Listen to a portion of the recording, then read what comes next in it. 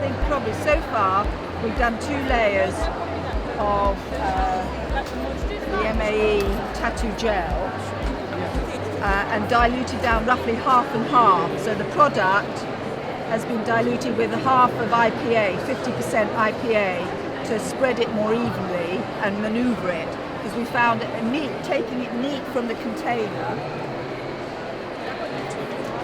meant that it was extremely thick. So diluting it made we can spread it.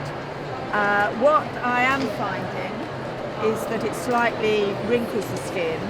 So what I'm going to now try and do is add some derma, just to add a sort of layer of material that might make it a little bit more supple, and then I will flick colour to end it, to really take it down.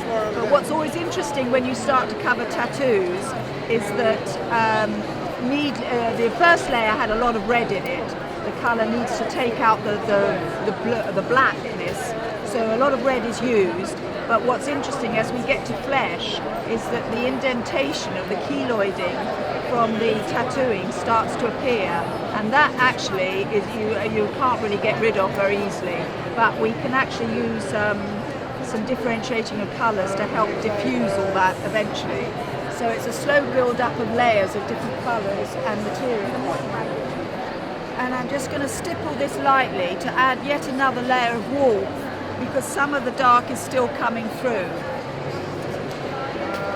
And rather than airbrush it or flick it, because it's like a grease material, but it's thicker, it is actually the derma colour used for skin camouflage. It just gives a sort of more lubricated surface, and I'm slightly stippling it so that it's not a solid covering. But I'm slightly concentrating on the darker areas where the blue of the tattoo is still coming through.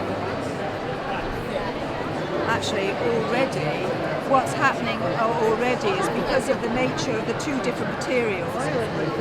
Because the other material had a lot of IPA, it renders it quite matte and not quite so lifelike initially. So this is adding a little bit of sheen almost to the skin, natural sheen to the skin. Derma colour, unlike ordinary grease or any of the other materials, if powdered and sprayed with the fixer, is fairly waterproof, but it's not as resistant as just this material on its own. But I think it might help with the coverage here. Oh, I obviously haven't come around here. Well, I've got an area here that I haven't completely covered with the other material, so I'll go back to this.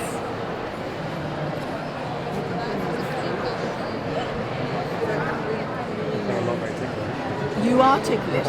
It's a good, actually, it is a good job.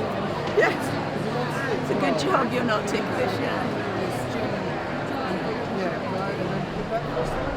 Because I've diluted this half and half, it's a question of building up finer layers rather than going in, so it's allowing it to evaporate and dry and then come in with another layer to slowly build it up. So it's probably a question of coming back in a while and seeing how it all goes on.